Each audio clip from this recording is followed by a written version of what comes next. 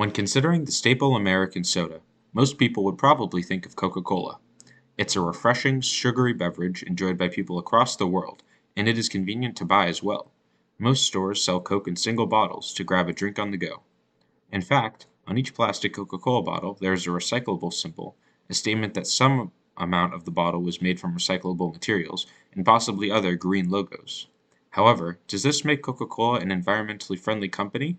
I mean, they do certainly market their product as green, and for good reason. Approximately three-fourths of Americans claim to be environmentalists. But, after much research, I believe that you would be hard-pressed to find another corporation that does as much greenwashing as Coca-Cola.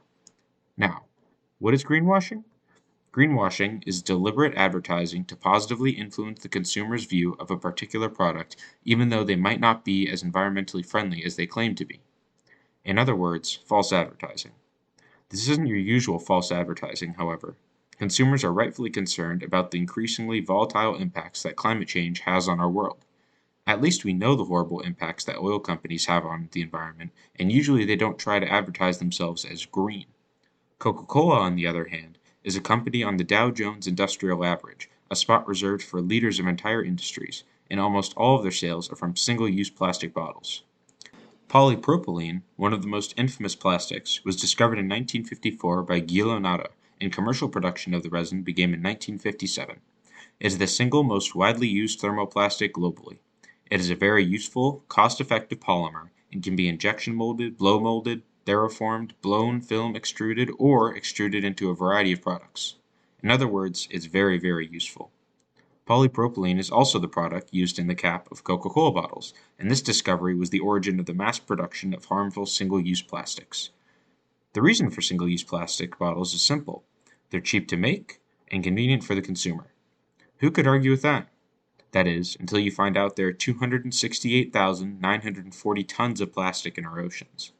For reference, that's enough plastic to stack 2-liter bottles on top of each other to the moon and back. I think the term silent but deadly definitely applies here. The damage already done to our ecosystems is permanent, and that number is increasing as you are listening to me speak. In this analysis of corporate environmental hypocrisy, I will use Coca-Cola as a case study to see how companies practice greenwashing, what negative effects Coca-Cola as a company has on the environment, and conclude with ways companies like Coca-Cola can improve their environmental habits. Part of what makes the Coca-Cola Company so successful is their marketing strategy. Everyone has seen the classic polar bear commercials stating the refreshing taste and ice-cold texture of Coca-Cola, or the hyper-nationalistic and patriotic Olympic commercials with star-spangled banners waving in the background. However, Coca-Cola Company's most subtle form of advertising comes from their green advertising, or lack thereof. In Choosing the Right Green Marketing Strategy by Jill Ginsberg and Paul Bloom, they describe the various green marketing strategies companies employ to sell their products. One such strategy is lean green, in which Coca-Cola is used as the main example. In the words of Ginsberg and Bloom, lean greens try to be good corporate citizens, but they are not focused on publicizing or marketing their green initiatives. Lean greens are often hesitant to promote their green activities or green product attributes for fear of being held to a higher standard, and not always being able to live up to it or differentiate themselves from competitors.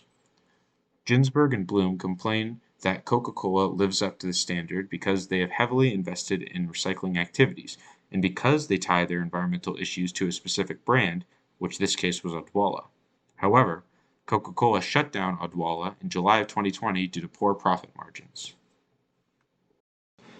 There are many problems with Ginsberg and Bloom's statements about Coca-Cola being a lean green company. First, intent means nothing when it comes to the environment, especially when you limit your greenness to one specific brand that is a small fraction of the total sales of the company. Second, Coca-Cola limits how often it promotes its environmentally friendly behavior, as companies that claim they're environmentally friendly subject themselves to higher standards and greater criticism from consumers and environmentalist groups. By not acting as a green company all the time, Coca-Cola allows themselves to engage in environmentally harmful practices while hiding under the guise of blissful ignorance. A great example of this is the green recycling logo present on Dasani and Coca-Cola plastic bottles. Although it is true that plastic water bottles are recyclable, many plastic bottles miss the recycling plants and end up in landfills or in the ocean, and even when plastic bottles make it into recycling bins. One study found that the recycling rate across the EU is just 25%, And this is in an area with good recycling programs, not in developing nations where recycling programs are impossible to come by, let alone regular trash disposal programs. And finally, Coca-Cola uses recycling and green marketing to allow the consumer to feel good about buying their product, even if the product isn't environmentally friendly. Recyclability also serves another purpose.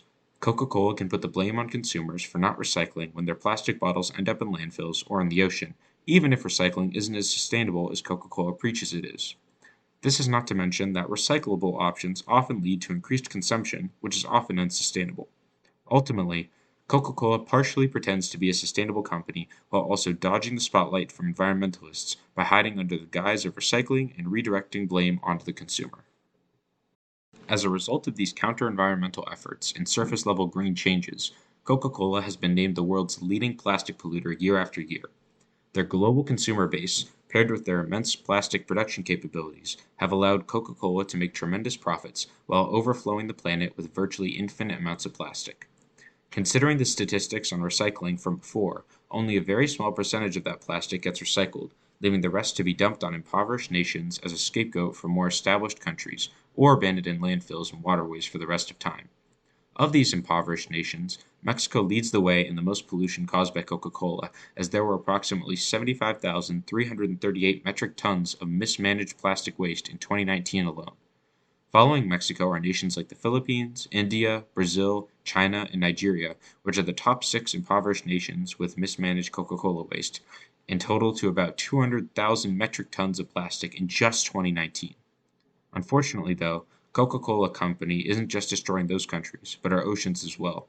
According to a Break Free from Plastic audit, Coca-Cola waste collected from the ocean totaled more than PepsiCo and Nestle waste combined, with those companies being the second and third top global plastic polluters after Coke.